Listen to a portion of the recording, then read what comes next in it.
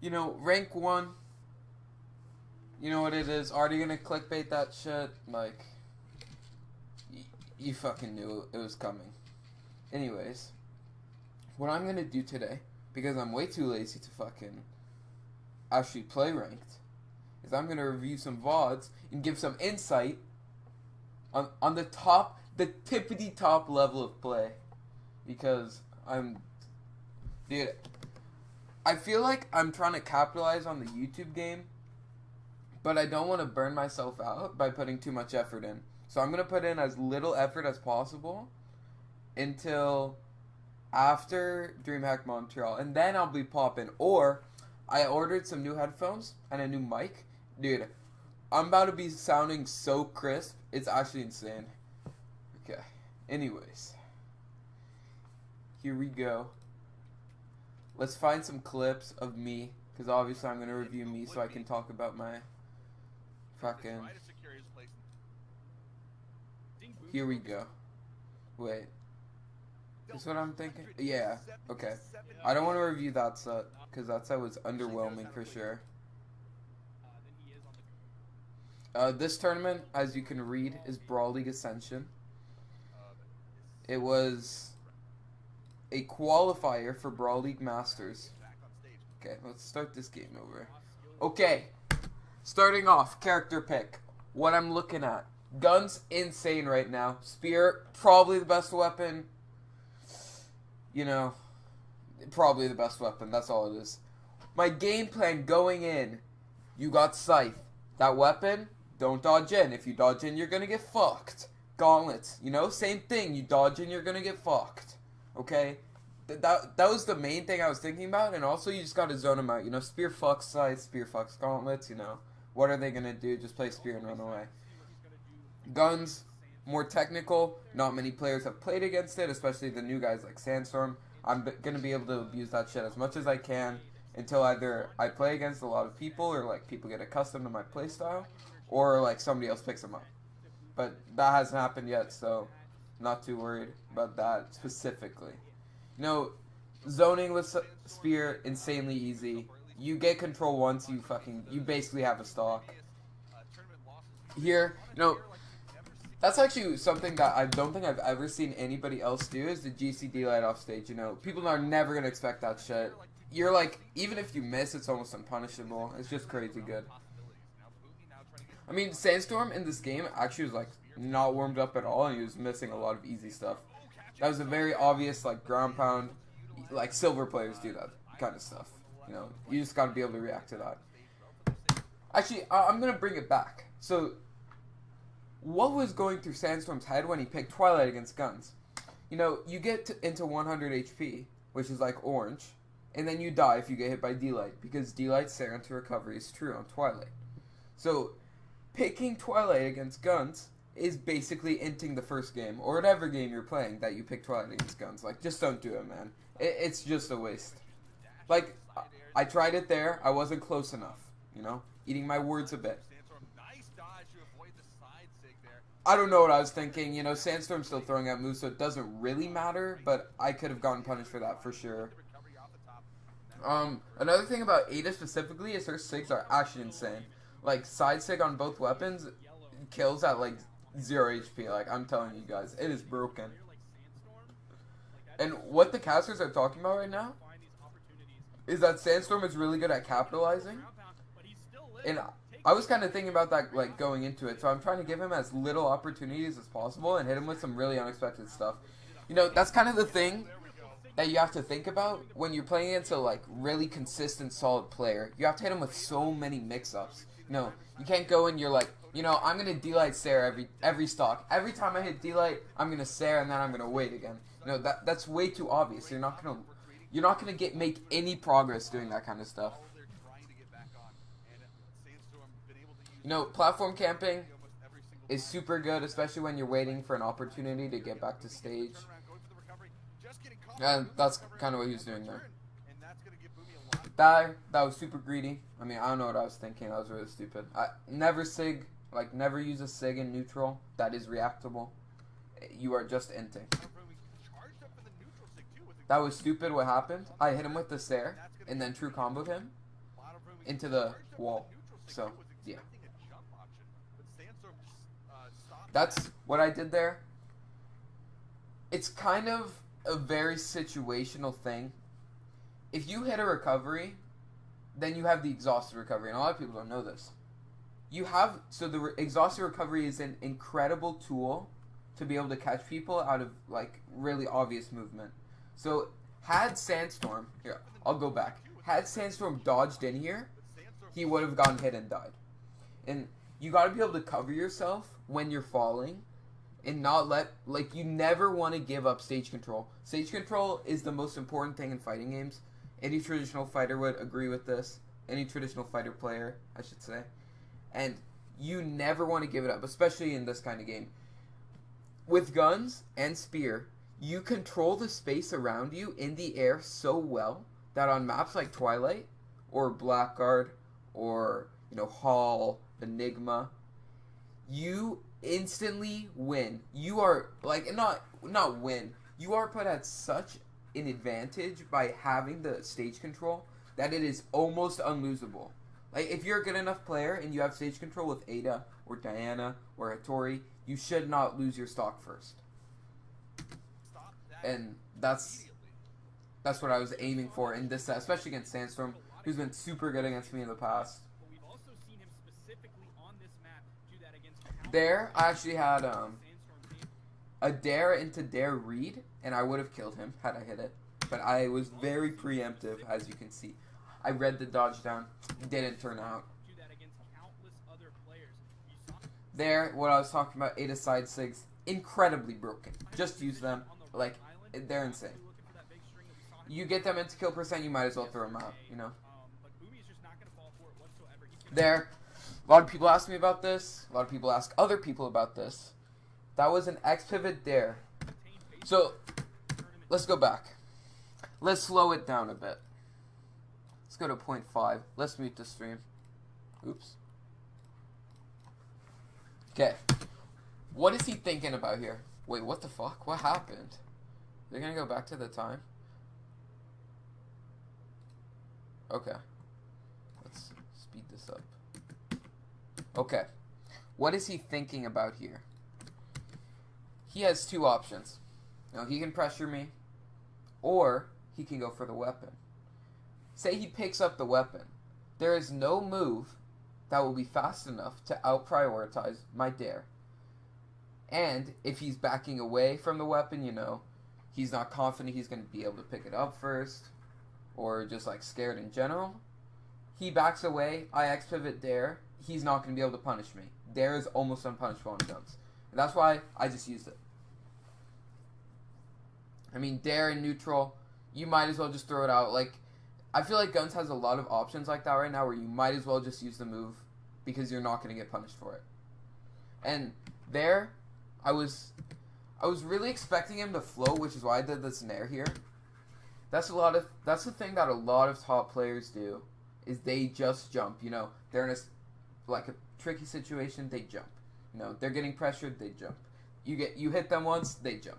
You might I'd say it is the safest option every single time you hit someone to read a jump, because it's so safe. You're only going to get punished if they have a read, and that's why I always go for reads like that. There is just me landing, and here it's just zoning him out with guns. There, exactly what I was talking about. You might as well just dare right here. You see, he's not going to punish you, because say he goes up for the nair here, you'd think you would be able to punish it. No, you can't punish it. Just don't confuse yourself. Gun dare is unbalanced. I'll turn the audio back up. There, edge guard situations used to be a lot about covering everything, right? They removed a lot of those options that cover everything, so now it's a lot about getting the read, and that's why reactionary players like Noel or LDZ or me, we're so good on the edge, because we can just react to whatever option that they're throwing out there. He dashes. Wait, okay, yeah. Here, he goes for the jump. You can just dodge every time. They dash, jump off. You dodge away, right? There's no option that's gonna cover everything. So that's the thing that a lot of people I'd say need to work on in the edge guard. You know, I'd say 75% of the time I dash jump off and I do some stupid option, it hits because they just don't react fast enough. And that's something that actually separates a lot of people from like high level to the highest level. And you're never gonna see somebody with like snail reaction times do good. I would say snail reaction times won't even get you top 32 ever, because there are so many moves that are like borderline reactable that if you're gonna be able to react to, you will never, like, you will always be at an advantage against somebody, especially against weapons like axe or like scythe. Those weapons have moves that people with high reaction time will be able to react to, and like people with average reaction time won't be able to. I'm talking about like axe sair, you know, kill moves like axe sair, scythe ground pound, axe recovery. Those are the kinds of moves that people at low ranks will complain about a lot. You know, those moves are too broken, you know, unbalanced. And I'd say people, yeah, okay, maybe they're unbalanced. Maybe you're just a fucking snail and you can't react, you know? So many people complain about axe. They're like, you know, axe is broken. Please nerf it. I would say, as a top player, that axe is probably the worst weapon in the game. I'd say it's even worse than cannon, and cannon gets zero representation in top play. Axe will never beat a good player. If you are a good player, or if you are a self-proclaimed good player, you should never lose to axe. Because axe, every single move is reactable. Literally every move is reactable. Kill moves, string starters, everything. And that's why I think we're gonna start trickling away from like an axe-centered meta, even in twos. An axe-centered meta, and move forward towards, you know, guns, katars, gauntlets. Weapons with moves that have super low startup are ridiculously good. Like, ridiculously good. But yeah, back to the gameplay. No, guns are super good at punishing because they have such disjointed hitboxes, and that's what all gun players need to focus on, is abusing those. And another situation I was talking about, you know, he goes in for the ground pound, you have to be able to fast fall out of it. Otherwise, you're at such a disadvantage if you can't react to moves like that. There. Okay. Think about what Sandstorm is thinking I'm going to do right here. He's thinking I'm going to keep going, right? You know, it's not safe for me to stand right above him like that, especially against Scythe, where he could just jump recoveries. So he goes for the hard read and thinks I'm going to keep going.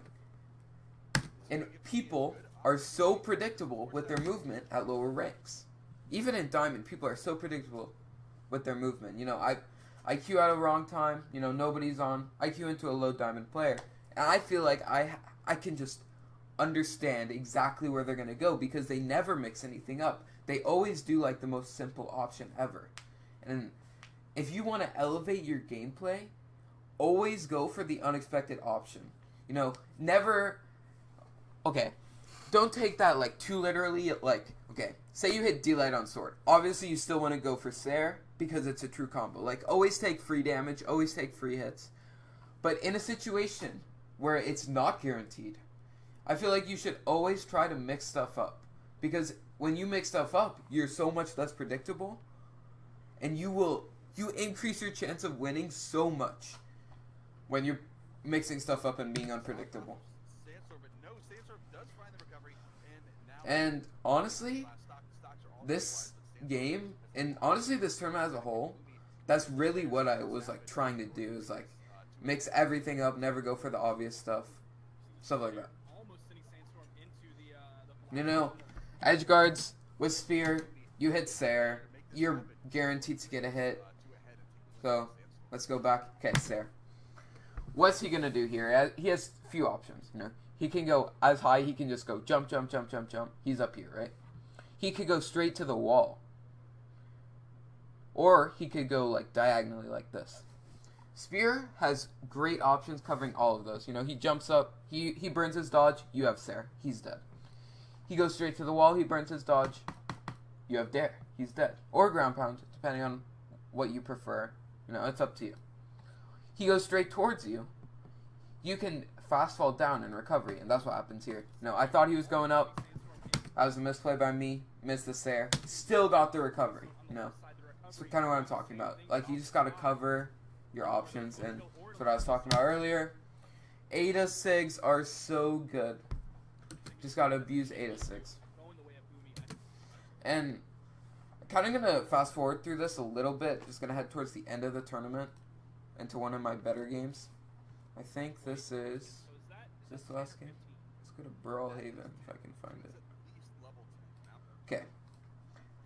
This is probably my best display the entire tournament of, like, overall understanding of just, like, how I should play, how he should play, how he's going to play, you know, stuff like that. This video is getting kind of long, so I'm just going to not pause this and just, like, go through everything as I'm doing it. Actually, I'm going to pause at the beginning here. People are probably always confused about what you should do at the beginning of the game, right? You know, there's so much stuff you can do. You could wait, you could dash in, you could go all the way in, you could jump. What I like to do, as you can see here, is you want to put pressure on by dashing forward and then back up. Because unarmed moves aren't reactable, unlike many of the weapons. So you have to respect the potential that they are going to aggress on you.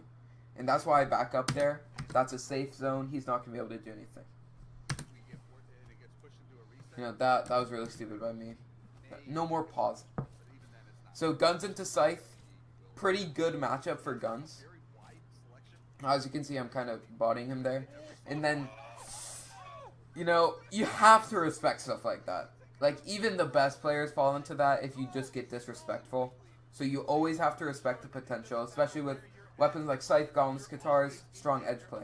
You know, here, I'm really pressured, like I'm flustered. But you always got to ground yourself. You got to reset, fix the mentality. You know, I'm getting owned, right?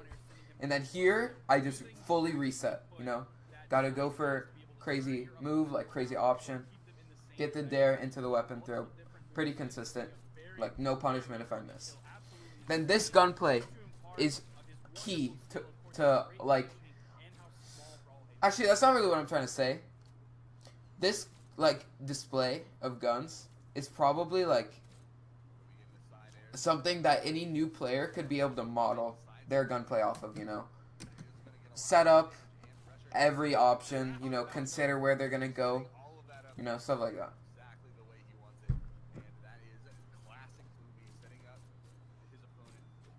So they're kind of talking about it there. And actually, I'm going to rewind a bit. So you get a lead, right? Never throw your lead away by trying to be greedy. And that is something that so many people do. You know, wait. Wait until there's a weapon spawn. Wait until they have to do something because their respawn and vulnerability runs out.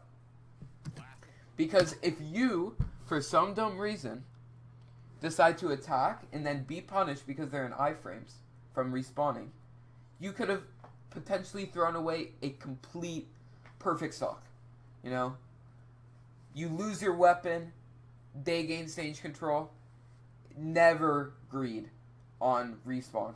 Never do that. There, you know, nair into dare, super consistent on guns. If you're not sure what they're going to do, just nair into dare. Like, you hit a nair, just jump there. You're not going to get punished. If they dodge down, you have side lights there. No, that's free.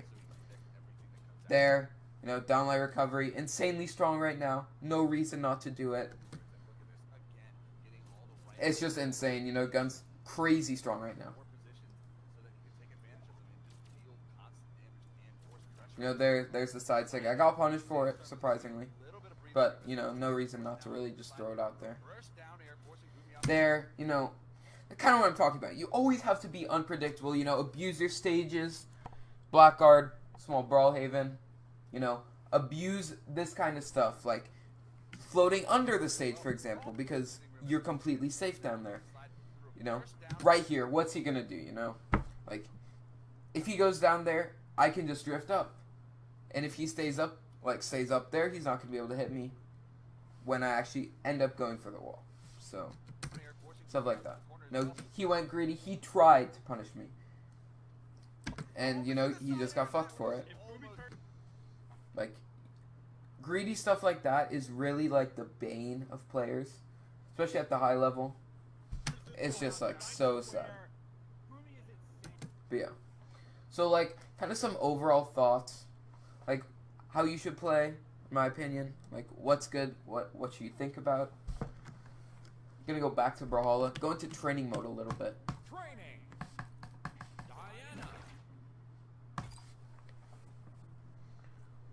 This is, it's actually mostly going to be about guns, because I want all of my viewers to abuse guns as much as they can while they're still broken. So, you pick up guns. You got 3 options, really. Actually, more like 4, in neutral game. So, you're in the neutral game, you're both attacking, you got 4 main options. You got jump dare, you got side light, you got stare, and you got D-light. D-light, most greedy, you're going to get punished hardest for it. But you're also going to get the most damage for it. So, you think they're just staying on the ground, they're not going to react in time. D-Light has an 8-frame startup that is practically unreactable. You might as well just throw it out. You know, you get D-Light, you got Stare. D-Light, Stare is a true combo. You know, super good. Super consistent, super nice. Stare is kind of the opposite of D-Light in how you should use it. So, say you're pressuring them, you know, you're dashing towards them, and instead, actually, I'm going to switch the scene for a sec. Let's hide that.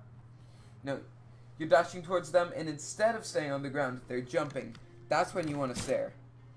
That's a situation that stare is really good. Dare is the most strong when they're approaching you, and sidelight, it's more of just like a toss out there. It's more of like a bait, you know. You're right here, you use sidelight, maybe they'll try and punish you if they're not very knowledgeable about guns. The biggest thing about guns right now is D-Light recovery. It is vital that you learn this combo if you want to push to the higher ranks. D-Light recovery heals out 130 damage. 130. I'm going to give you guys the coloring for this. It's barely red. It's not even close to red. Actually, it's kind of close to red. But you get what I mean. It kills so early. Even on ship, it kills early, you know. Learn this combo, grind it, drill it. Get this in your head that you need to be playing, like, just to get this combo. I am confident that if you learn this, you use Sidelight, D-Light, Stare, and Dare, and Neutral, you can easily reach Diamond. No, just Sidelight, you miss, just D-Light, you know. If you hit a D-Light, just Stare. If you hit a Dare, just Stare. No, you hit Dare, D-Light, Stare. They're like, that's 50 damage for no reason. And then, you know, they're at this health. Gotta make sure they're at that health. D-Light recovery, they're dead. You know, so easy to clean up stocks with that. It is crazy. You know, when you're picking a gun legend, pick a weapon that goes really well with it. I'm looking at spear, looking at lance, looking at bow, stuff like that. Scythe is okay. Guns and Scythe kind of accomplish the same thing in that they just want to zone you out. But, I mean, Nyx is a very, very good legend. So, yeah. And, lastly, it's so important that you keep your mental game up when you're playing guns, and especially when you're learning guns. Guns, probably the highest skill floor legend, or skill floor weapon, I should say. And that means, like, you're gonna have to put in more effort on guns to be able to be good with them than any other weapon. But, on the contrary, guns probably have the easiest route out of any weapon once you reach that skill floor to actually reach higher ranks, you know. Guns are insanely easy once you get the hang of them. Like, you just gotta grind it, you know, 50 hours, maybe not 50, maybe like 25 hours raw game time, you're playing guns, you'll be insane. You'll reach Diamond, you know. Just put like what you see into your play. You know, watch tournaments. I'll link some tournament VODs of me playing guns. down in the description. You know, watch them. Copy exactly what I do. Copy just a little bit of what I do. You know, it doesn't matter. But you want to base your play off the highest level of play. And that's the case in every game. And it's really good right now because I'm doing well. So you can just copy exactly what I do against all the different styles, you know. You're against a quote-unquote spammer and you're a gold player. Watch my games versus Isidru. Isidru's a high-level spammer. You're playing against a passive player. Watch my games against Crocky. Crocky's a passive player. You know, it's that simple. Just copy what I do. Exert pressure. Be confident in yourself. And I am positive that you'll be able to reach any goal that you want. And yeah, you know, that's pretty much it. I hope that I won't get burnt out. This video was like really bad, like really low quality. I don't really care. I hope you learned anything. A lot of it was rambling. No script, you know, whatever. And I'm literally an idiot. And I hit start streaming instead of start recording. So I literally just recorded the VOD of the stream. So yeah, I'm on tilt right now. I'll get over it. Thank you for watching, boys. Follow me on Twitch. Twitch.tv/BoomieXD. Goodbye. I'll record more videos, I hope.